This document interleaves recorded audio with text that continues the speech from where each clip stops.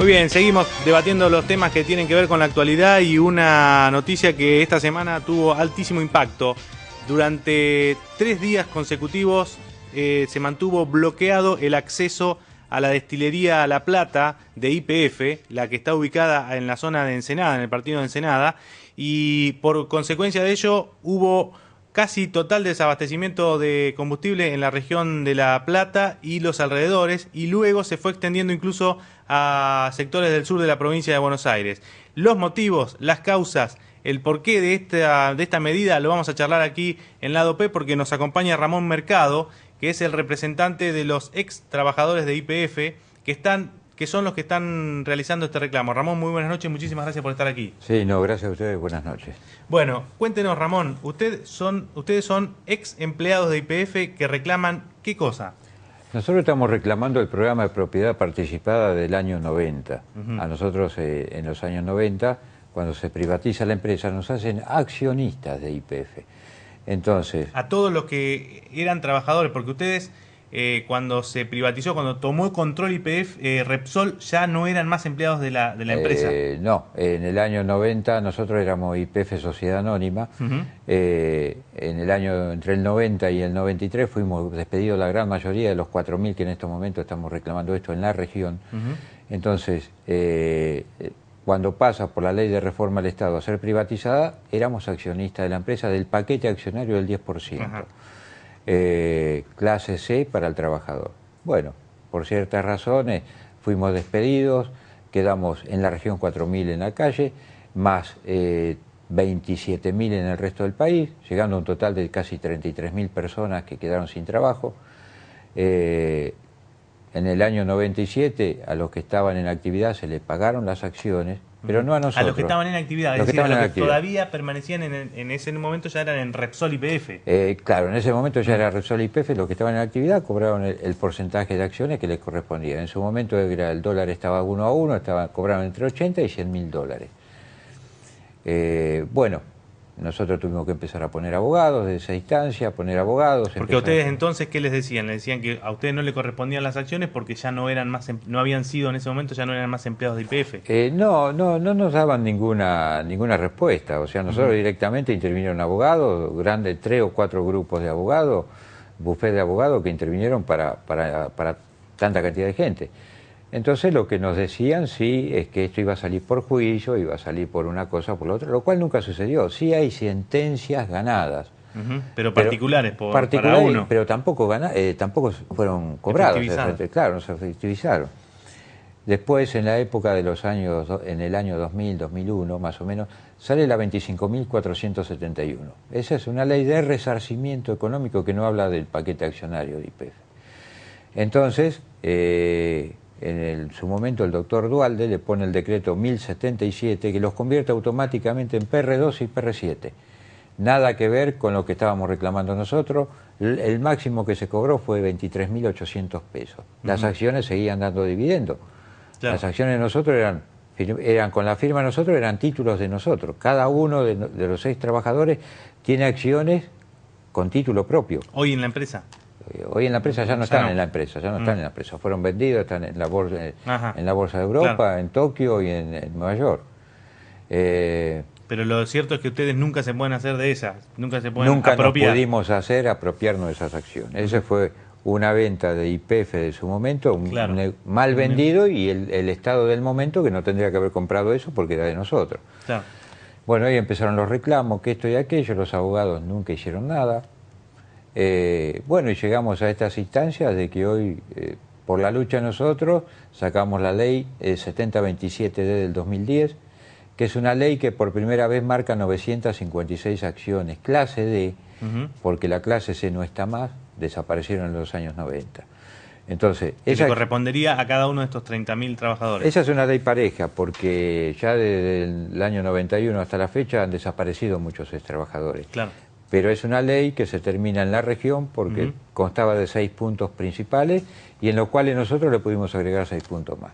Uno, que cobraran las viudas, herederos, que los abogados que no habían actuado se hiciera cargo del Estado, que sea una ley inembargable, y a los que habían cobrado la 25.471 que se les descontara lo que habían cobrado.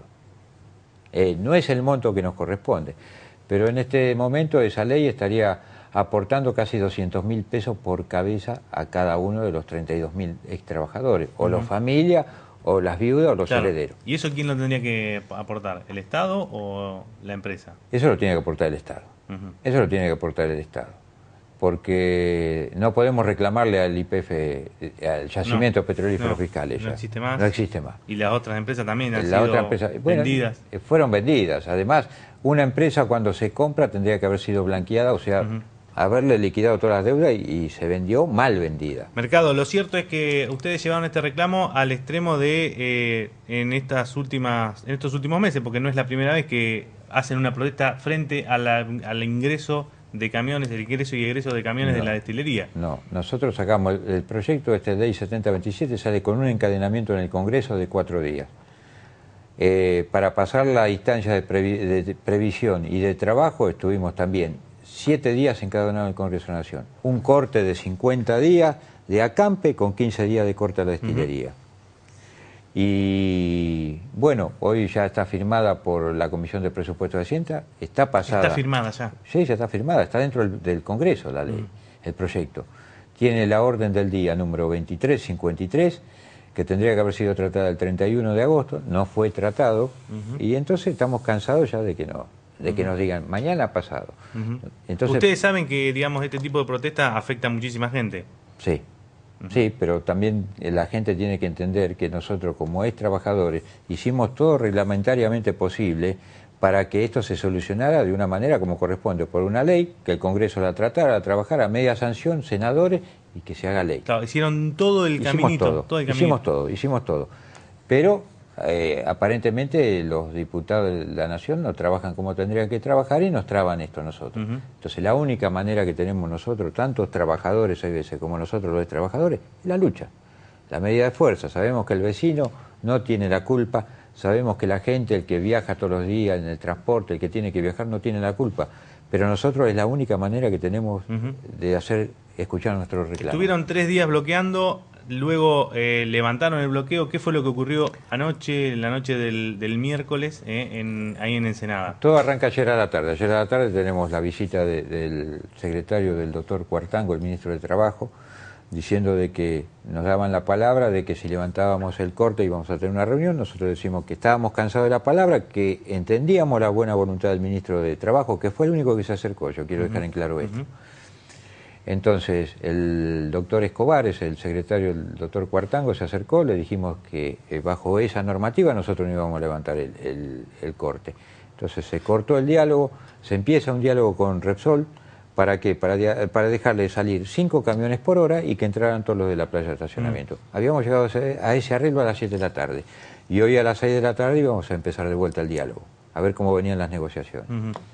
A las 11:30 de la noche viene la infantería, más de 300 infantes, con toda la distrital, jefe departamental, comisario, subcomisario, oficial, y teníamos 350 efectivos contra 14 personas que estaban adentro del acampe en ese momento. Ahí había personas de 60 años, 70, mujeres. O sea, una desproporción, digamos, ¿no? Una desproporción tremenda. Pero bueno, obviamente ante semejante situación tuvieron que levantar la policía se portó muy bien, vino, habló con nosotros no somos gente de ir al choque ni de ir a pelear, tomamos la decisión, se levantó el bloqueo, pero no el acampe.